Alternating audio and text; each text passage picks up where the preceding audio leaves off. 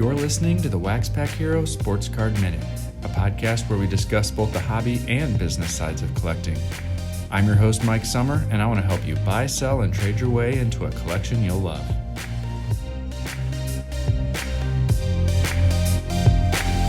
Well, hello everybody, and welcome back to another episode of the WaxPackHero Sports Card Minute. I hope things are going well for you out there. Well, for me, one of the side effects of this lockdown, coronavirus shutdown, is that I have a chance to do a little more sorting and organizing. And so I was going through my storage area and found the Rubbermaid tub of magazines that I've had from when I was a kid. And one of the things I found inside was Topps magazine. And I started to look through the first couple issues and thought maybe we could talk a little bit about issues 1 and 2 and do a little breakdown and a deep dive into what was covered in those issues. And we'll get into it after this break. StarStock is a new trading card marketplace which is preparing to go live in April. Their goal is to be a faster and cheaper solution to sell cards, and they're looking for sellers who want to be some of the first to have their cards available for sale at launch. I'm going to be testing the platform with my own submission. They're offering a 5% sales commission with no other submission or processing fees. You send in your cards and they do all the work. Cards are insured and stored in a vault, and you can have your cards shipped to you at any time. You'll be able to buy, store, or flip cards at the push of a button. If you're interested in learning more about getting involved as a seller and getting your cards onto the site for launch, contact Mike Kuchera via email at mike@starstock.com. They're looking for sellers who have rookie and prospect cards of current players for the major sports. For more details, contact Mike Kuchera at mike@starstock.com or go to www.starstock.com. Well, in the winter of 1990, the printing presses were cranking, and not just for the upcoming Topps Rainbow Border set of that year. Topps entered the magazine publishing business with the debut of Topps Magazine. Now, I was already a Beckett subscriber, and I was happy to shell out the other $2.95 to purchase another hobby magazine, and this one was by one of my favorite manufacturers. Unlike Beckett and the variety of other price guides on the market, Topps Magazine was full color and focused more on player stories and reviews of the Topps products rather than prices. The premiere issue featured Jose Canseco on the cover and included an uncut sheet of 8 exclusive baseball cards. Rookie of the Year King Griffey Jr. was included along with AL hot prospect outfielder Dan Peltier. In case you were wondering, he ended up playing 108 games over the course of 3 seasons in the early to mid-90s. He batted .255, had over 243 at-bats, and belted 1 single home run. I really enjoyed reading back through this over, the last couple days, and I love looking back at the assessments of the collecting world at that time, as well as what predictions Topps had for the future. Here's some of the highlights of issue 1. A relative of Bob Feller needed to ask Topps if they had his autograph so that they could get in touch with him. In 1989 Bowman, it was a raving success and would return for the 1990 season. Details to come later. There was a 900 number where collectors could call to hear card stuff being talked about for $1 a minute. Do you remember 900 numbers? That was crazy. Bo Jackson rookie cards were predicted to be a few $1,000s each in the coming years. I wish that were the case. And so does Big Shep. The 1990 Topps set would be released soon, and a solid 7.5 pages were devoted to walking us through the specifics. It was a pretty in-depth write-up. The 8 exclusive trading cards in the magazine were Dave Stanton, Dan Peltier, Griffey Jr., Ruben Sierra, Brett Saberhagen, Jerome Walton, one of my favorites, who I saw play in Single A in Peoria, Kevin Mitchell, and Mike Scott. And then there was also a recap of highlights of the 1989 season. Now, the player-focused articles in this issue were Canseco, Griffey, Kevin Mitchell, and Don Mattingly. And they're all about 3 to 4 pages with lots of photos and some infographics and things like that. And as I read some of those articles again, I'd realized how much I'd forgotten about these guys who were on top of their game, and really enjoyed going back through them and refreshing my memory. Don Mattingly was driving a 1962 Ford pickup in 1989. What about that King Griffey Jr. and Sr. made about $250,000 appearing at card shows and signings for the 4 months leading up to 1990 spring training? Everyone remembers Kevin Mitchell's one-handed catch, but did you remember that he hit 47 home runs and knocked in 125 RBIs that season? I didn't until I read that again. He was a really solid player at the peak of his career. But over time, that memories of a mediocre part-time player we saw over his 4 to 5 seasons at the end eclipsed that greatness we saw early on in 1989 and 1990. And that's why I love going back through some of these old magazines. I think we think back on the busted future stars like Eric Anthony, who hit 300 with 28 home runs in the minors during '89, or the Topps All-Star rookie Greg Briley, whose '89 season with the Mariners was actually on par with Griffey. And we laugh in hindsight about how wrong those labels were without remembering that the potential that those prospects actually showed. There was a reason they were touted as such high prospects. Another feature I really enjoyed was the tutorial on how to keep score using an official scorecard. That's an art I learned through my high school playing days, but I'd have to imagine the number of kids who now know how to do it today is probably at an all-time low. But issue 1 had 2 pages dedicated to teaching kids how to do this. And finally, they launched the first of a 4-part series highlighting the top sets of the 80s.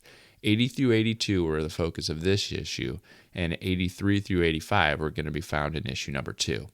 Like I said before, I really enjoyed rereading this magazine. It looks like I have 15 of the 16 issues that were produced, and that should translate into hours of relived memories. And so I'm going to also here go ahead and talk about issue number 2. So the first issue came out in January of 1990, and issue 2 followed 3 months later in April. And it featured Nolan Ryan on the cover and promised to highlight Ryan, Robin Yount, Bo Jackson, and Will Clark. Rookie fever was the only virus in town, and once you look at the free poster, you'd be able to dig in and learn all about errors. Here's some of the things that stood out to me about issue number 2. Well, there's a reader from Florida who wrote in and wanted to talk about the Canseco feature in issue 1. He was, he shared the important news that he was driving 65 miles an hour down the interstate, and Jose Canseco passed him while driving a Jaguar. The reader found this behavior very immature. Topps broke the news that Bowman would be back in 1990 in June, but it would shrink to the standard size of 2.5 by 3.5 inches. They also announced that Bowman football would return that fall using the same design as the baseball release. A quick story recapped the presentation of the 1990 George Bush cards that were handed to the president. Some of the more famous 1990 cards that you can try to track down at this point. And there was a review of the Topps number 1 draft picks cards, which correctly predicted that Frank Thomas would make his major league debut that summer. The careers of Earl Cunningham, Paul Coleman, and Donald Harris, they didn't quite match Frank's. 8 cards again were included of former players, of both current and former players, and Bo Jackson, Nolan Ryan, Will Clark, Robin Yount, Joe Morgan, Jim Palmer, Ben McDonald, and John Olerud were all included to delight collectors. There's a pretty awesome calendar covering both the player birthdays and interesting facts that occurred on each date between April and September. I really like going through that poster. I can only see some of them because I still have it stapled into the centerfold. But there are some pretty interesting facts that were on there. And so if you ever get a chance to get a copy of it, I would recommend it. There's actually some good takeaways that I might use for some tweets, throughout the summer. And then there are 2 pages dedicated to a winning pitcher of the 1989 Little League World Series. And this is pretty cool.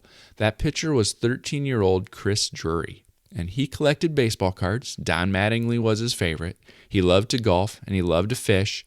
And the biggest concern in his life right then was he was worried about finding his hockey stick. Well, it seems that he finally found it because Chris went on to play parts of 12 seasons in the NHL. That is pretty cool that we found him as a 13-year-old and he went on to a major hockey career. That's pretty awesome. It also turns out that fraud and general shadiness were still present at that time. They're not unique to today's eBay and Facebook scammers. Topps spent 2 pages in this issue guiding collectors on how to avoid counterfeit cards and mail order fraud. And as promised, Ryan, Yount, Jackson, and Clark all received special attention. And similar to issue 1, they all received a 3 to 4 page spread which combined articles, photos, and a few other interesting infographics. In my opinion, it's a good blend of card info, career info, and some personal details. These aren't hard-hitting pieces, nor do they go near as deep or heady as some of the conversations that Brad Bluchian had in the WaxPack book, but they are perfect for what Topps Magazine was trying to be. Another thing I really like about these first couple issues is they helped educate readers about the game. Like I said a minute ago, in the first issue, we had instructions about keeping an official scorecard. And here in issue 2, we had a little bit of a different focus, but we talked about how to calculate slugging percentage. They didn't just include the formula, but also some real-life examples and a discussion on why the stat even matters. As you look through the issue in its entirety, you can see the effort to focus on more than just one sport as well. Baseball was and continues to be Topps bread and butter, but they clearly tried to throw some bones to other hobby interests in this issue. Football and hockey had shout-outs and some small articles, and the magazine even closed out with an article about the 1962 Mars Attack set, so even non-sports got a fair shake. I wish this magazine made it longer than 16 issues. I'm having a ton of fun going back through and reading through it. It was a perfect complement to Beckett. It wasn't as focused on prices as it was more on educating collectors. I almost view it as the podcast of 1990. Had some promotion, had some player coverage. If it was this current era, I think this type of content would be great for Topps to do their own podcast on. Well, that's all I have for you today. I would love to hear about your memories of Topps Magazine. Is that something that you bought? Is that something you subscribed to? Did you buy it instead of Beckett, or did you buy it in addition to Beckett like I did?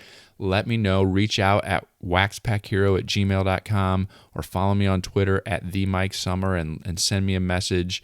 Reply in the comments on the show notes page at waxpackhero.com. I'd love to hear from you. You can also reach out. I'll be hosting the Hobby Hotline this coming Saturday, and you can reach out and call into that show. It's a live call-in show we do with some of the other podcast hosts. It is at 8 a.m. Pacific, 10 a.m. Central, 11 a.m. Eastern every Saturday morning.